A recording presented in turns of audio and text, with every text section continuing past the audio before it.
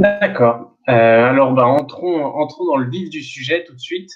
Parlons eh bien de la révision et de quand est-ce que ça a lieu dans le processus de publication. Où est-ce que ça se situe sur la frise chronologique? Bien, ça se situe dès le départ. Alors, dans le processus de travail avec Bouquinbec, l'auteur envoie son manuscrit à Bouquinbec. Moi ou d'autres collaborateurs, réviseurs linguistiques, nous recevons le manuscrit. Là, je saute l'étape de la soumission. Supposons que la soumission a été acceptée. Alors, je vais commencer par faire une première lecture du texte pour repérer les erreurs, oui, mais aussi pour vraiment entrer dans le sujet. Euh, Si c'est un roman, lors de ma première lecture, je vais me familiariser avec les personnages, les lieux, les caractères, le déroulement de l'histoire, la montée de l'intrigue. Et puis, dans ma deuxième lecture, je vais continuer, oui, à faire la correction de la syntaxe, de l'orthographe, mais aussi je vais m'attarder au niveau de langage, par exemple. Alors, si un personnage est plus brut un peu, euh, puis que pendant une partie du texte, pendant une partie du livre, oui, je reconnais vraiment le langage de ce type de tempérament-là. Et puis tout à coup, il change complètement de niveau de langage. Alors là, moi, il faut que je ramène un peu le caractère du personnage. Alors ça, c'est pour, par exemple, des romans. Dans un roman aussi, comme dans d'autres types de textes, il va y avoir les descriptions. Alors, c'est important dans le roman d'avoir des descriptions qui nous donnent des images, qui nous laissent visualiser où on peut se trouver dans l'histoire. Mais parfois, euh, les descriptions peuvent être très longues, trop longues.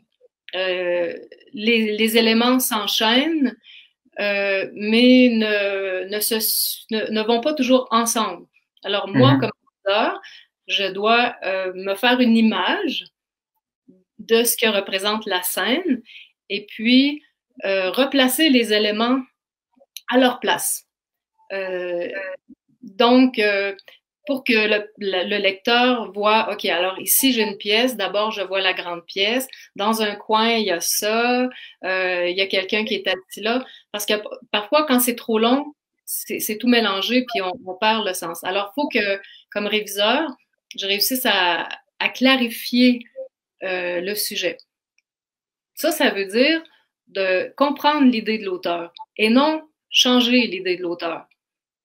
Il faut pas tomber dans ce piège-là. Si on change l'idée de l'auteur, ça marche pas. On est à côté. Alors c'est ça, c'est un travail de clarification euh, pour que le texte soit plus compréhensible et soit plus lisible aussi. Et puis, à travers ça, des fois, ça va prendre une troisième lecture. Euh, on va ajouter de la fluidité aussi dans le texte. Alors, la fluidité, on va l'ajouter, on va la trouver beaucoup par la ponctuation. Alors, Mhm. si on est dans un texte où il y a beaucoup d'éléments, où il se passe beaucoup d'actions, mais que les phrases sont très longues et plutôt descriptives, on ne sentira pas l'effet de l'émotion. Alors, un jeu de ponctuation, ça peut être de faire des phrases courtes, rythmées, qui s'enchaînent, d'autres qui vont être très longues, on n'est pas capable de reprendre notre souffle. Alors, c'est tout des éléments qu'on fait dans la révision linguistique, à part corriger les fautes, faire les accords de verbes, les accords d'adjectifs, euh, trouver le mot juste, remplacer les mots qui se répètent par d'autres synonymes. Alors, c'est ça, on intervient quand même pas mal dans le texte, mais pour rendre le texte plus professionnel.